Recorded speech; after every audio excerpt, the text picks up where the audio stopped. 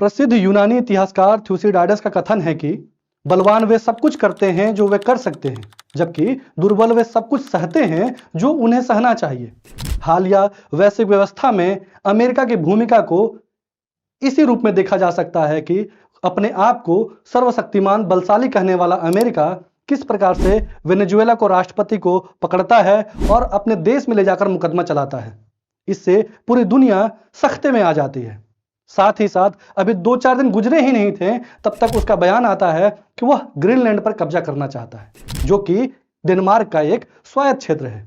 तो हम जानेंगे कि अमेरिका ग्रीनलैंड पर कब्जा क्यों करना चाहता है और ये कब्जे का जो इतिहास है, महत्वाकांक्षा का इतिहास है, वो कितना पुराना है। इस पर डेनमार्क और बाकी के जो यूरोपीय देश हैं उनका क्या कहना है। नमस्कार दोस्तों, मेरा नाम मिकलेश कुशवाहा है और आप देख रहे हैं सिविल वाइन्स। पहले हम बयान से ही शुरू करते हैं। अमेरिका के राष्ट्रपति ने क्या कहा है?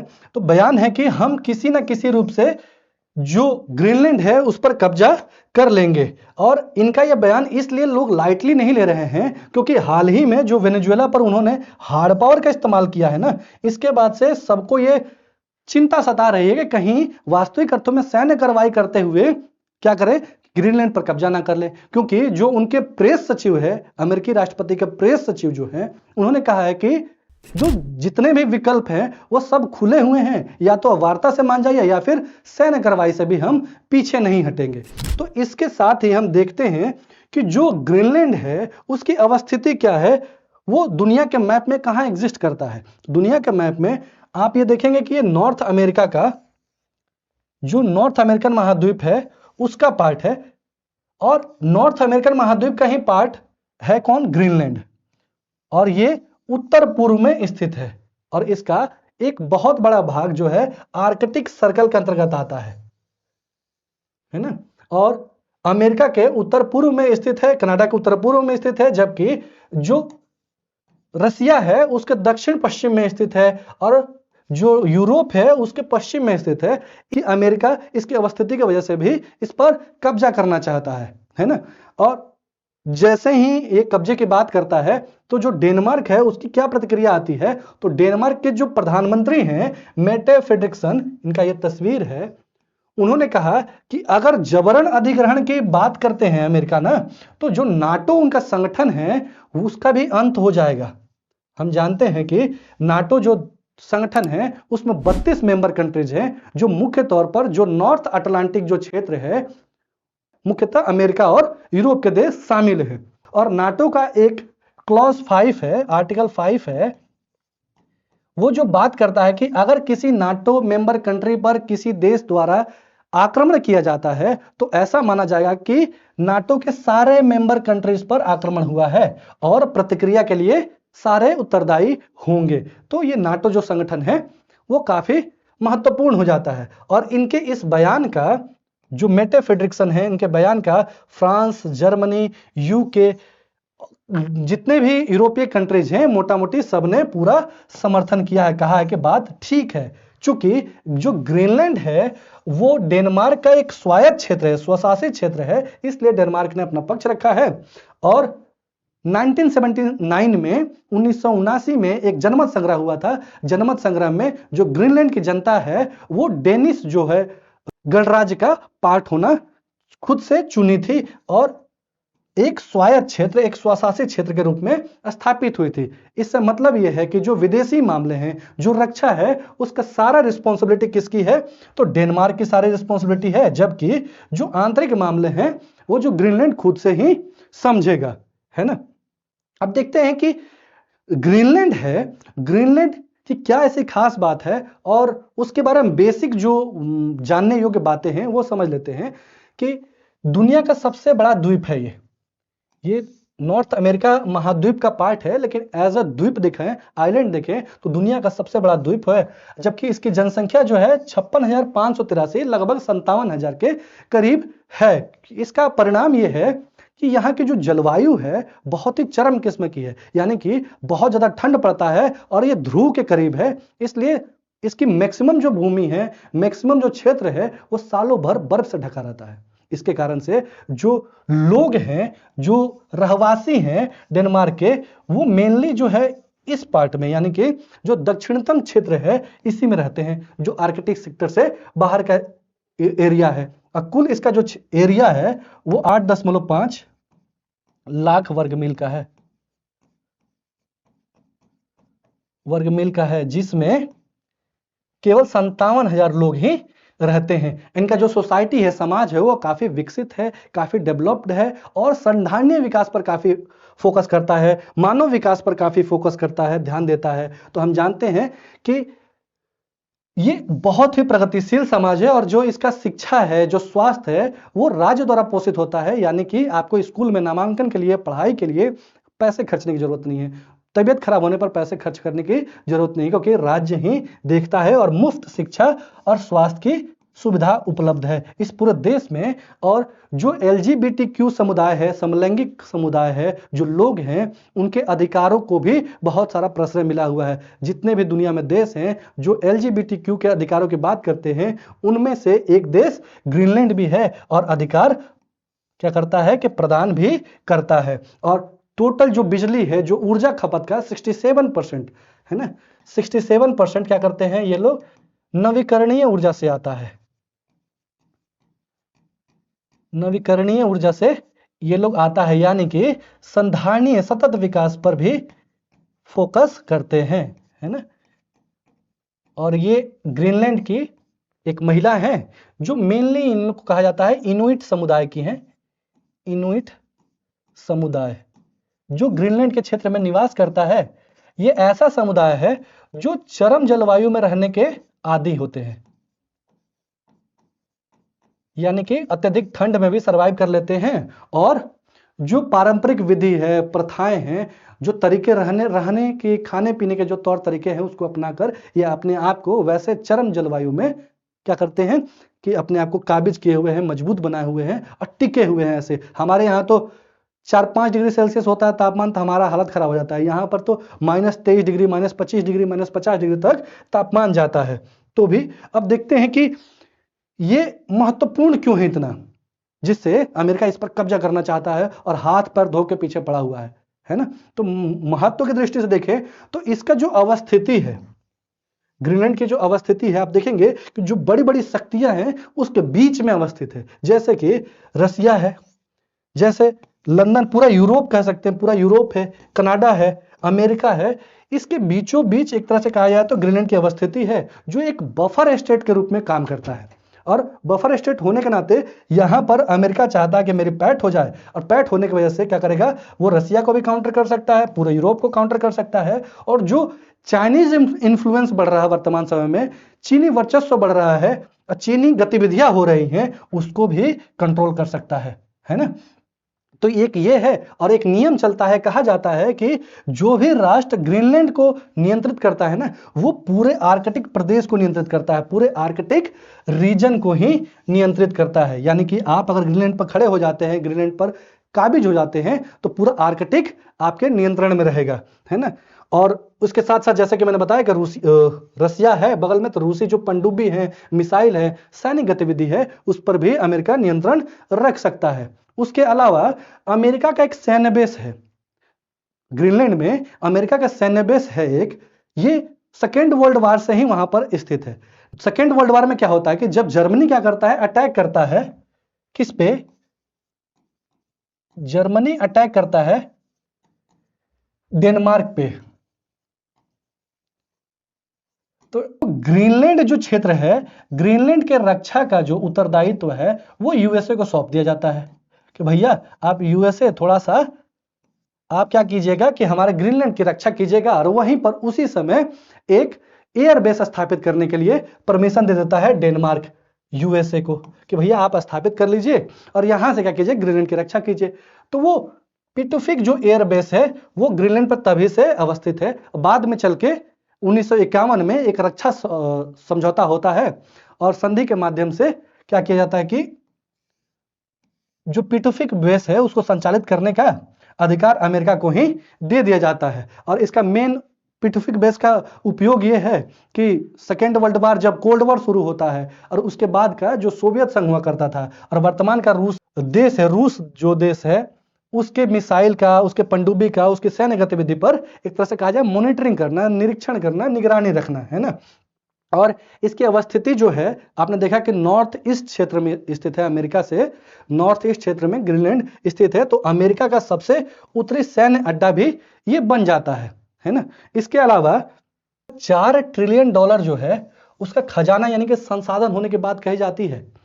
ग्रीनलैंड के जो क्षेत्र में $4 ट्रिलियन के संसाधन की बात कही जाती है, जिसमें तेल, गैस और 17 तरह के जो रेयर अर्थ मिनरल्स हैं, मेटल्स हैं, वो उपलब्ध हैं, जो कि आधुनिक समय में चाहे वो एआई बनाना हो, चाहे स्मार्टफोन बनाना हो, चाहे कंप्यूटर बनाना हो, या फिर फाइटर जेट्स बनाने हो, ये सब में उपयोगी काफी होगा। और इस पर हेगमनी है अभी चाइना का, लेकिन अमेरिका चाहता है कि ग्रीनलैंड पर काबिज हो जाए और ये जो मिनरल्स हैं, रेयर अर्थ मेटल्स हैं, मिनरल्स हैं, उस पर कब्जा करके और चाइनीज जो इन्फ्लुएंस है, हेगमनी है, वर्चस्व है, उसको तोड़ दिया जाए, है ना। और ये भी कहा जाता है कि दुनिया का जो 13% जो अनडिस्कवर्ड ऑयल है, जो अभी तक खोजा नहीं जा सका ऐसा तेल, और 30% गैस का जो भंडार है वो आर्कटिक रीजन में ही है। तो अगर ग्रीनलैंड पर आप नियंत्रण करते हैं तो आर्कटिक पर भी नियंत्रण करते हैं। तो अमेरिका इसलिए भी चाहता है कि भाई संसाधनों पर हमारा कब्जा हो जाए। इसके अलावा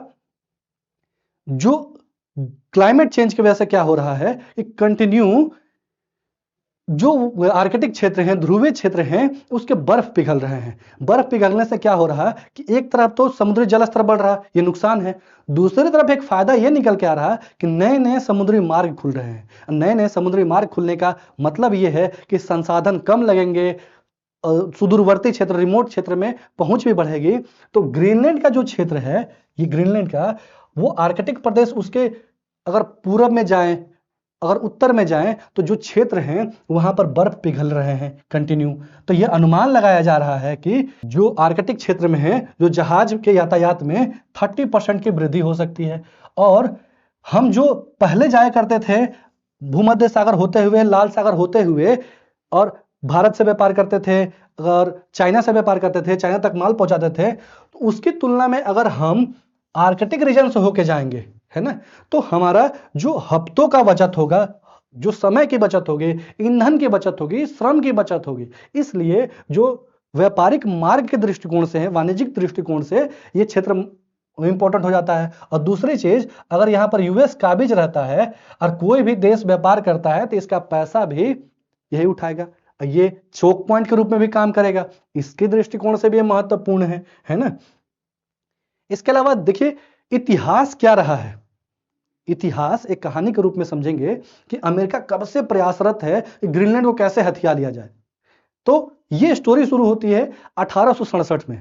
1867 में क्या होता है, जो अलास्का का रीजन है, किसका, जो अलास्का का रीजन है, एक मिनट,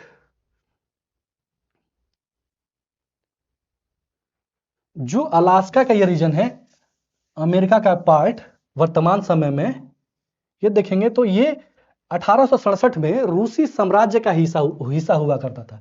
और रूसी साम्राज्य इसको बेचना चाहता था। बेचना इसलिए चाहता था क्योंकि ये काफी रिमोट एरिया में था और दुर्गम क्षेत्र था, जहां पर जीवन बहुत मुश्किल था, यह रहना मुश्किल था। लेकिन अमेरिका की महत्वाकांक्षाएं शुरू से ही बलवती रहीं और इसने क्या कहा कि भैया हम खरीदेंगे।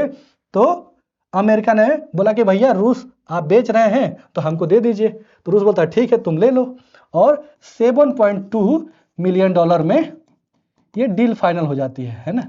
डील फाइनल हो गई और अमेरिका को अलास्का का क्षेत्र ये मिल जाता है। और आप जानते हैं कि जो अमेरिकी गृह युद्ध है वो 1861 से शुरू हुआ और 1865 तक चला था, जिसमें उत्तरी दक्षिणी राज्यों की विषमता की बात चल रही थी, है ना। तो गृह युद्ध से उबर चुका था, इसके पास अब कोई तनाव का विषय था नहीं। तो कहा कि भाई अब तो आगे बढ़ना ही है, जो भी आता है लपेट लो। तो लपेटने के लिए अलास्का का क्षेत्र भी लपेट लिया। उसी समय क्या हुआ कि जो अमेरिकी विदेश मंत्री थे उनका ध्यान ग्रीनलैंड पे भी पड़ा। उन्होंने कहा कि भैया क्यों ना ग्रीनलैंड को भी खरीद लिया जाए। तो विदेश मंत्री विलियम एच सेवार्ड थे, उन्होंने कहा ग्रीनलैंड को भी ले लिया जाए, जो कि वाणिज्यिक दृष्टि से काफी महत्वपूर्ण है और विश्व वाणिज्य को नियंत्रित कर सकता है ना। लेकिन उस समय कोई औपचारिक प्रस्ताव नहीं रखा गया कि हमें ग्रीनलैंड को खरीदना है ना। और ये समय आगे बीतता गया, साल आता है 1910 का। 1910 में अमेरिका के एक राजदूत जो थे ग्रीनलैंड में पोस्टेड थे, उनका नाम है मॉरिस फ्रांसिस ईगन। उन्होंने एक प्रस्ताव दिया कि फिलीपींस के मिंडानाओ में, फिलीपींस का एक मिंडानाओ द्वीप था जो कि अमेरिका का हुआ करता था, उसके बदले क्या किया जाए, ग्रीनलैंड को, डेनमार्क से ग्रीनलैंड को और डेनिस वेस्ट इंडीज जो कैरेबियाई सागर में द्वीप थे उनको ले लिया जाए, है ना। लेकिन ये फर्स्ट वर्ल्ड वार के समय हो रहा था ये सारी बातचीत, और फर्स्ट वर्ल्ड वार के जो बादल थे मंडराने लगे थे, और उसी दरमियान ये बातचीत चल रही थी। तब अमेरिका ने इस पर ज्यादा ध्यान नहीं दिया, बात दबी की दबी रह गई। लेकिन कुछ ही दिन बाद यानी कि 1917 में एक फैसला हो ही गया, एक डील हो ही गई। डील में क्या हुआ, जो कैरेबियाई सागर में जो द्वीप थे जिसको डेनिस वेस्ट इंडीज कहा जाता था, उसको कहा गया कि भैया खरीद लेते हैं, और डील फाइनल भी हो गई। डेनमार्क ने $25 मिलियन में बेच दिया अमेरिका को, और उसका नाम अब वर्तमान समय में देखें तो यूएस वर्जिन आइलैंड्स है। जो फिर समय बीतता गया, 1917 के बाद से 1946 का साल आता है। 1946 के साल में जैसे कि सेकेंड वर्ल्ड वार के समय में ही, जैसे मैंने बताया कि जब जर्मनी ने डेनमार्क पर हमला किया, आक्रमण किया, तब ग्रीनलैंड का रक्षा का भार दे दिया गया यूएसए को। उसी समय यूएसए के दिमाग में आया कि भाई ये सैनिक दृष्टिकोण से तो बहुत महत्वपूर्ण है, इस पर क्यों ना अपना कब्जा बनाए रखा जाए। और उसने क्या किया कि डेनमार्क को एक प्रस्ताव दे दिया कि हम आपको $100 मिलियन जो डॉलर है उसके मूल्य के बराबर सोना देंगे, और हमें क्या कीजिए कि आप ग्रीनलैंड का जो क्षेत्र है वो बेच दीजिए, और ग्रीनलैंड पर हम अपना अस्थाई सेटअप बना देंगे। लेकिन जो डेनमार्क है इस बात से कहता है कि ना भैया हम नहीं बेचेंगे, और इनकार कर देता है, ठीक ना।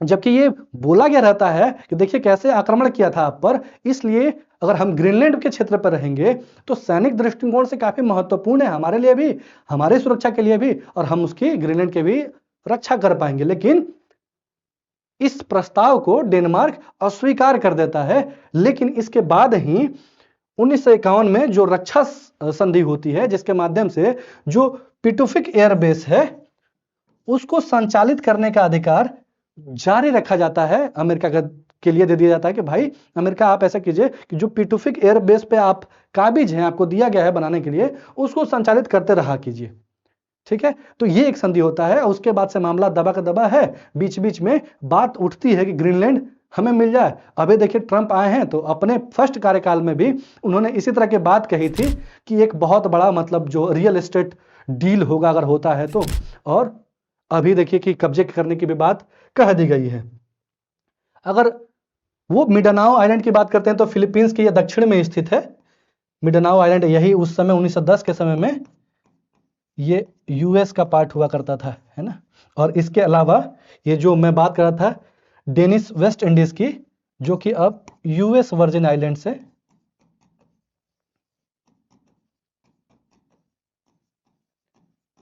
तो ये अब यूएस वर्जिन आइलैंड हो गए हैं। इसको अब खरीद लिया गया था $25 मिलियन में। अब समझिए कि जो जनता है, जो ग्रीनलैंड की जनता है, वो क्या चाहती है। वहां पर आप जानते हैं कि जनमत संग्रह हुआ था 1979 में, जिसके माध्यम से वो डेनमार्क का एक स्वायत्त क्षेत्र के रूप में अपने आप को स्थापित किया था और स्वेच्छा से स्वीकार किया था। तो वहां की जनता क्या चाहती है कि हम किसके साथ जाएं, तो 85% ग्रीनलैंड के लोग हैं वो कहते हैं कि हम डेनिश संघ में ही रहेंगे, है ना, हम डेनिश संघ को नहीं छोड़ना चाहते हैं। जबकि 6% जो लोग हैं वो कहते हैं कि नहीं, हम अमेरिका के साथ जाएंगे, सुपर पावर के साथ जाएंगे। और जो बहुमत है वो कहता है कि भैया ना, हम नहीं जाएंगे। जबकि क्योंकि अमेरिका जो है एक दबंग है और कोई भरोसा नहीं कि वो कल को काबिज हो जाएगा हमारे क्षेत्र पर और हमारे अधिकारों को भी सीमित करेगा, प्रभावित करेगा। और इसके साथ में जो यूरोप के कंट्रीज हैं वो संयुक्त बयान जारी करते हैं, जैसे कि फ्रांस, जर्मनी और यूके एक संयुक्त बयान जारी करते हैं। कहते हैं कि जो फैसला होगा, जो ग्रीनलैंड का मुस्तकबिल होगा, वो ग्रीनलैंड के लोग ही तय करेंगे। हम, आप या फिर कोई इकलौता देश नहीं तय कर सकता है। तो फैसला केवल ग्रीनलैंड के लोगों का ही होगा।